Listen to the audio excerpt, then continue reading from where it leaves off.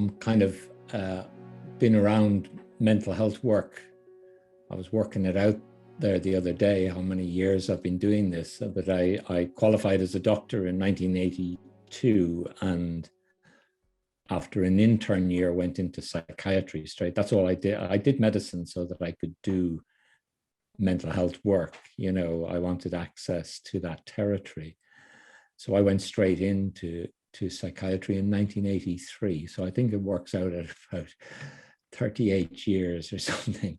What has struck me kind of when I reflect on all of the different places I've worked and the different kinds of people I've worked with is the sheer variety, I suppose is one word, but the best word for me is messiness of mental health work. It just defies putting into any kind of boxes. And our job, I think, as mental health practitioners is to be creative in terms of providing a range of pathways to people. There's nothing worse in mental health work than seeing someone who's caught in a rigid model and they can't think outside of that. And I think it can be quite destructive for people, that the words that they've been trained in are the only words that they're able to use. The concepts that they've got from their training are the only concepts that they are able to apply. In terms of responding to mental health issues, I think we really do need to start nurturing critical thinking as an important dimension of our training across all the fields. Creativity is something deeply entwined in the human experience because it is about our ability to see new things or to see the world in a different way. And that's something we don't know that any other creature or any other being has in the universe apart from ourselves, that ability to imagine the world in a different way. It's profoundly important to us.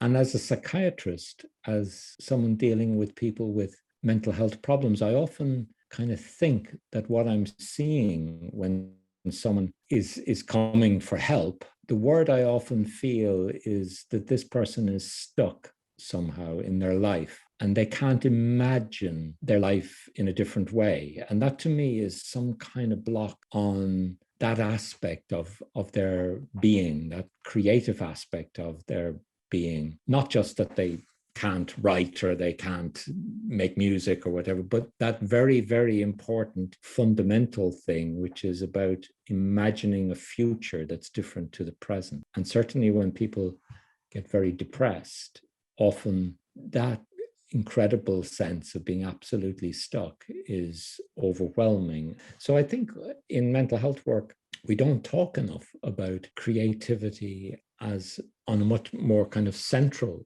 level. We tend to hive off creativity to, oh, that's what the art therapists do, or the occupational therapists will do a bit of that. But I think actually that creativity part of us, that innate part of us, is something that often gets tangled up, distorted, and stuck. And I think that's often kind of what we're dealing with in mental health problems. I'm very honored to be an ambassador for IACAT. I was honored to be asked to become associated with the organization some years ago, and I've enjoyed my collaboration and involvement over the past couple of years, and it's wonderful to see the organization growing. I look to a future where creative art workers are much more central to mental health work, both in all the sectors, both public and private. I've said this before, I think at some IACAT meetings, and I'd say it again. I think that there's a number of dimensions to the role of creative art therapists. Therapists provide individual or group sessions of creative art for people as a form of treatment. And I think that's very important. But what I saw when I was clinical director in West Cork, and we had a number of artists work with us, was what they brought to the service was a different sensibility to mental health issues. By and large, creative art therapists have a different kind of training or a different kind of background. And I think what the creative arts can do is bring, as I say, the word I'd use is a different sensibility towards the issues that we're all grappling with when we're trying to help people. And it helps us who are not trained. I'm not trained as a creative arts therapist.